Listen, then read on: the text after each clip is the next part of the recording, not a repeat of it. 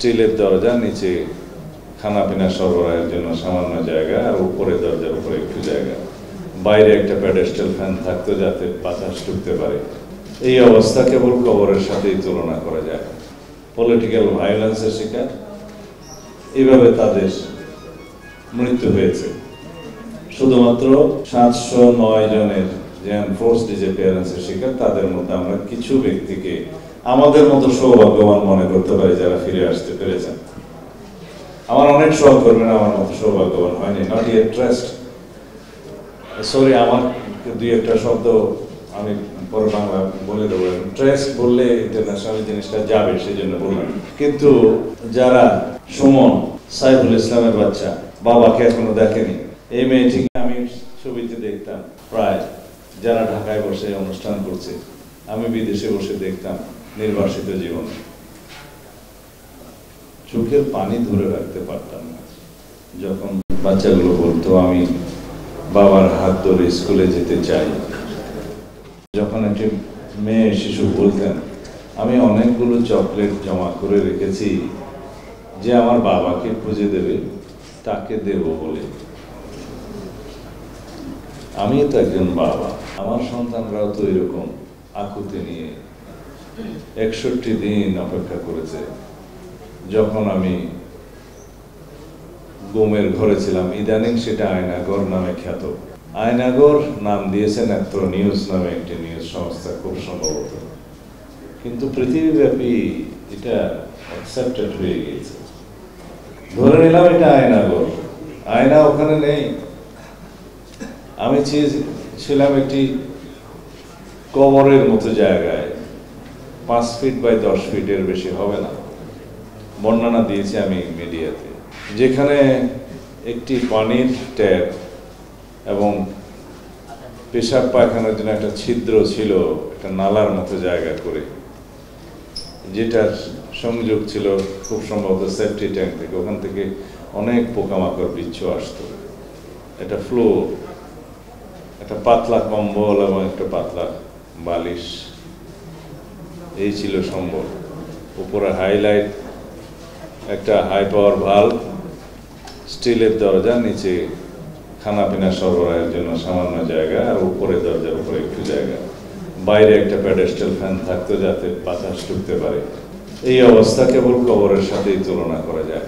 সেই সময় প্রতি মুহূর্ত আমি মৃত্যুর প্রহর গুনতাম। কখনো পৃথিবীর আলো বাতাস দেখবো সেটা চিন্তা করিনি।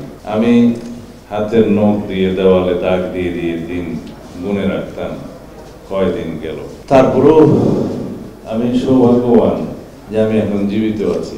যেদিন আমাকে আরেকটি দেশের বর্ডার পার করে ফেলে আসা হলো, তখন ভাবলাম সত্যি কি বাংলাদেশ আর স্বাধীন আছে? আমরা কি সার্বভৌম জাতি? আমার কাছে আমার উত্তর ছিল, যেহেতু আমি নিজেই সেটার শিকার এবং সাক্ষী। আমি জানতাম বাংলাদেশ স্বাধীন নেই। বাংলাদেশের মানুষ তখনও পরাধীনতার শৃঙ্খলে আবদ্ধ হয়নি অফিসিয়ালি। এই বছরে আপনারা বিভিন্নভাবে পরাধীনতার শৃঙ্খলে আবদ্ধ হয়ে যেতেন পার্মানেন্টলি। তার আগ পর্যন্ত অঘোষিতভাবে আপনারা পরাধীন ছিলেন।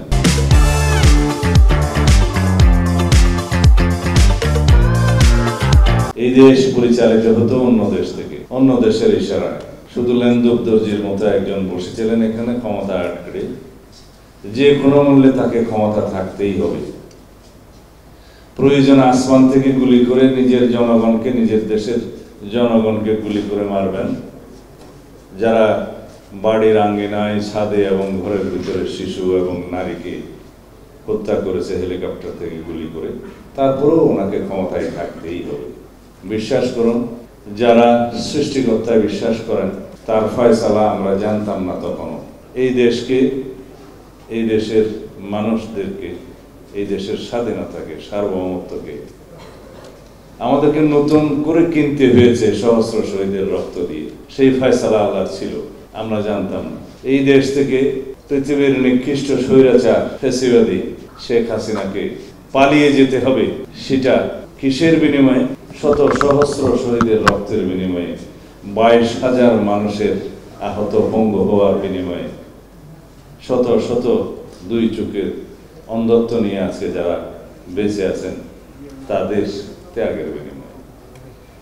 কিন্তু হয়েছে পৃথিবীর কোন স্বৈর শাসক, কোন ফেসিবাদী শাসক স্বাভাবিক প্রক্রিয়ায় কখনো ক্ষমতা থেকে যায়নি, যাবেও না। ইতিহাস তা বলে না। সে রোমানিয়ার সচেস্কু হোক বা হাইতির পাপাডক হোক বা অন্যান্য দেশের, আমি উদাহরণ দিলাম না, আরো অনেক উদাহরণ আপনারা পাবেন। কেউ সুড়ঙ্গে পালিয়েছে, বাঁচতে পারেনি, কেউ বাংকারে পালিয়েছে, বাঁচতে পারেনি। সেই স্বৈরাচারদের পরিণতি খুব নির্মম হয়।